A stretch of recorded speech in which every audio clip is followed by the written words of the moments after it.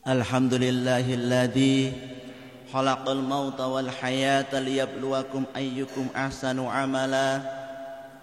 Asyhadu an la ilaha illallahul khaliqul bari'ul musawwirul lahul asmaul husna. Wa asyhadu anna Muhammadan abduhu wa rasuluhu wa ba'athahu Allahu lin-nasi basyiran wa nadhira. Allahumma salli wa sallim ala Sayyidina Muhammad wa ala alihi wa sahbihi jami'a.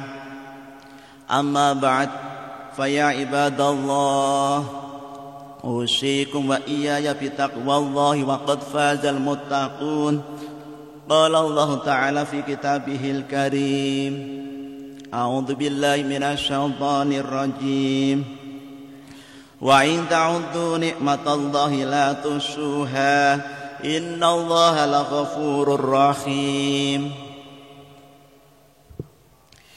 Dalam kesempatan yang sangat berbahagia ini, pertama-tama marilah kita panjatkan puja dan puji syukur kehadirat Allah Subhanahu wa taala atas segala nikmatnya yang tiada henti-hentinya selalu dianugerahkan kepada kita.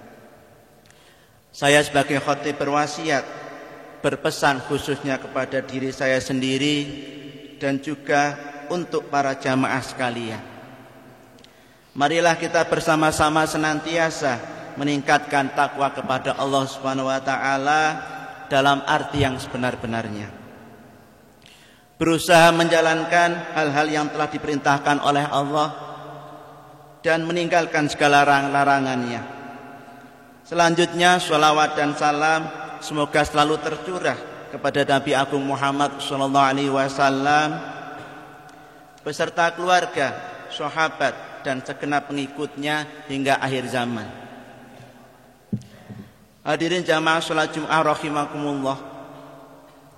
Ada banyak nikmat yang telah diberikan oleh Allah kepada kita yang menjadikan kita tidak punya alasan untuk tidak patuh kepadanya. Atas segala nikmat itu kita dapat merasakan berbagai kesenangan, ketentraman, serta berbagai kemudahan dalam menjalani hidup ini. Bahkan Allah mengingatkan kepada kita betapa banyaknya nikmat yang telah diberikan kepada kita. Allah berfirman dalam Al-Quran surah An-Nahl ayat 18. A'udzu billahi minasy syaithanir rajim. Bismillahirrahmanirrahim. Wa in ta'uddu ni'matallahi la tuhsuha, innallaha laghafurur rahim. Yang artinya wallahu a'lam bimuradih. Dan jika kamu menghitung-hitung nikmat Allah, niscaya kamu tidak dapat menentukan jumlahnya. Sesungguhnya Allah benar-benar Maha Pengampun lagi Maha Penyayang. Meskipun seorang muslim bersyukur sesuai kemampuannya masing-masing, tetapi kita harus bersungguh-sungguh senantiasa patuh kepada Allah dengan cara melaksanakan hal-hal yang telah diperintahkan dan berusaha meninggalkan segala yang dilarang. Hal itu diwujudkan dengan terus memuji Allah Subhanahu wa taala ketika merasakan suatu nikmat, dan meningkatkan rasa syukur dengan cara memanfaatkan nikmat untuk mendatangkan keridhaan Allah Subhanahu wa taala. Mengingat Allah Subhanahu wa taala sendiri telah memotivasi kita dengan firman-Nya. A'udzu billahi minasy syaithanir rajim. Bismillahirrahmanirrahim. La in syakartum la azidannakum wa la in kafartum inna 'adzabi lasyadid. Yang artinya wallahu a'lam bimuradih. Sesungguhnya jika kamu bersyukur, pasti kami akan menambah nikmat kepadamu. Dan jika kamu mengingkari nikmatku, maka sesungguhnya azabku sangat pedih. Al-Quran surah Ibrahim ayat 7. Namun saudara-saudara sekalian, pada kenyataannya tidak sedikit di antara kita bahkan telah menyadari bahwa dirinya telah mendapatkan nikmat yang begitu besar dari Allah. Akan tetapi adanya nikmat itu tidak mampu menjadikan kita sebagai hamba yang bersyukur serta patuh kepada Allah. Bahkan ada 4 nikmat utama pemberian Allah yang benar-benar kita sia-siakan. Keempat nikmat tersebut adalah yang pertama nikmat Islam. Kita sering mendengar ceramah-ceramah para dai mengingatkan agar kita mensyukuri nikmat Islam yang merupakan nikmat paling besar dari Allah Subhanahu wa taala. Namun banyak di antara kita yang masih lalai akan nikmat tersebut. Hal ini karena masih banyak di antara kaum muslimin yang belum paham tentang Islam. Masih banyak dari saudara-saudara kita yang belum paham akan nikmat Islam, sehingga banyak di antara mereka terperosok dalam jurang kesesatan dengan memilih keluar dari agama Islam dengan alasan ekonomi, alasan mengikuti suami atau istri yang beragama lain dan sebagainya. Na'udzubillahi min dzalik. Padahal sungguh merupakan kecelakaan yang besar ketika seorang berpaling dari agama Islam. Yang kedua yaitu nikmat iman. Bagi orang yang beriman, betapa Allah hanya memberikan kebaikan dan yang terbaik. Jika orang beriman diberi kelapangan, ia bersyukur. Dengan syukur itu Allah akan menambahkan rizkinya. Jika orang beriman ditimpa kesusahan dan kesempitan, ketika ia bersabar, maka itu akan menjadi ladang pahala baginya. Maka ketika ada orang muslim mengabaikan iman, tidak mensyukuri adanya iman dan tidak menjaganya, tentu ia lama-kelamaan akan kehilangan imannya.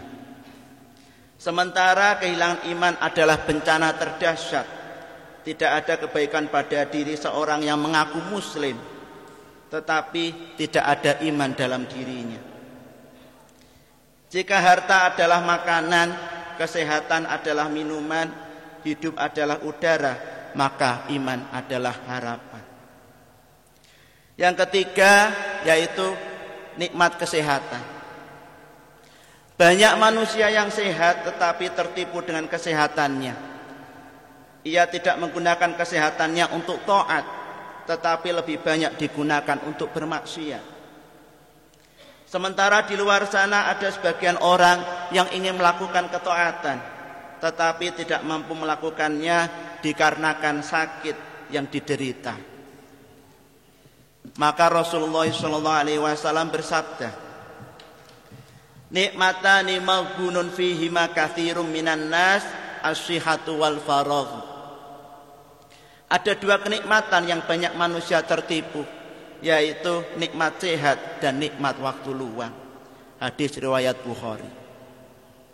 Yang keempat, nikmat waktu luang.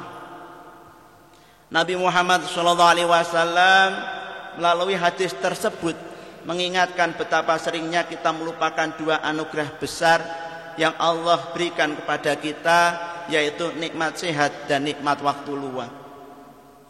Waktu luang terasa begitu berharga pada saat kita dalam kondisi sempit.